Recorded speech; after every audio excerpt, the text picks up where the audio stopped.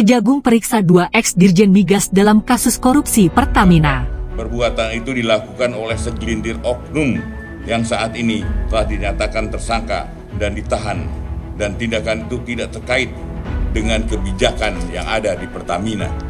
Dan saat ini penyidik fokus untuk menyelesaikan, termasuk bekerja sama dengan ahli keuangan untuk menghitung kerugian keuangan negara yang real dari tahun 2018 sampai 2023. Saya berpikir tidak mungkin hanya 9 orang ini ya, selevel direktur saja, dirut dan direktur. Karena bagaimana mungkin 9 orang ini dan angkanya 193 atau hampir 200 triliun. Sekarang jadi liganya menjadi nomor 1 ya, karena hampir 1000 triliun kan. Artinya apa?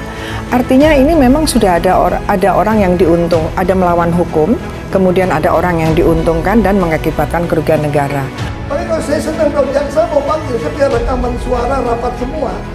Saya cuma minta Pak Jaksa, sidang terbuka di Republik ini. Saya senang membantu. Dan saya senang kalau di sidang, itu semua rekaman rapat saya itu diputar. Biar seluruh rakyat Indonesia mendengarkan apa yang terjadi di Pertamina, apa yang saya marah-marah di dalam.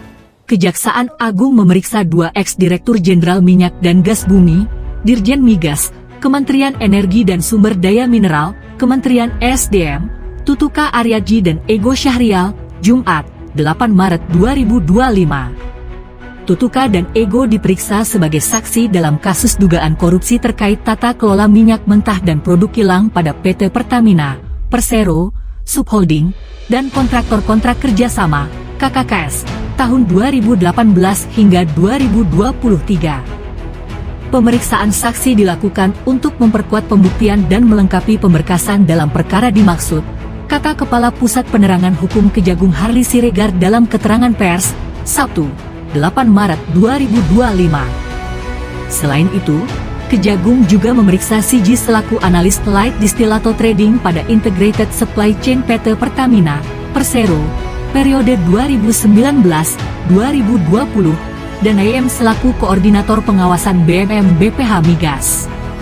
Dalam perkara ini, KPK telah menetapkan 9 orang tersangka, 6 diantaranya merupakan pejabat anak perusahaan Pertamina. Mereka adalah Direktur Utama PT Pertamina Patraniaga Rifas Siahaan, Direktur Utama PT Pertamina International Shipping Yoki Firnandi, Direktur Feedstock and Product Optimization PT Kilang Pertamina International Sani Dinar Saifuddin. Kemudian, VP Feedstock Management PT Kilang Pertamina International Agus Purwono, Direktur Pemasaran Pusat dan Niaga PT Pertamina Patraniaga Maya Kusmaya, dan VP Trading Operation PT Pertamina Patraniaga Edward Corning. Sementara itu, ada 3 broker yang menjadi tersangka, yakni Muhammad Kerry Adrianto Riza selaku Beneficial Owner PT Navigator Katulistiwa, Dimas Werhaspati selaku Komisaris PT Navigator Katulistiwa sekaligus Komisaris PT Jenggala Maritim, dan Gading Ramadan Judo selaku Komisaris PT Jenggala Maritim dan Direktur Utama PT Orbit Terminal Merak. Kejagung menaksir dugaan kerugian negara pada kasus ini mencapai 193,7 triliun rupiah.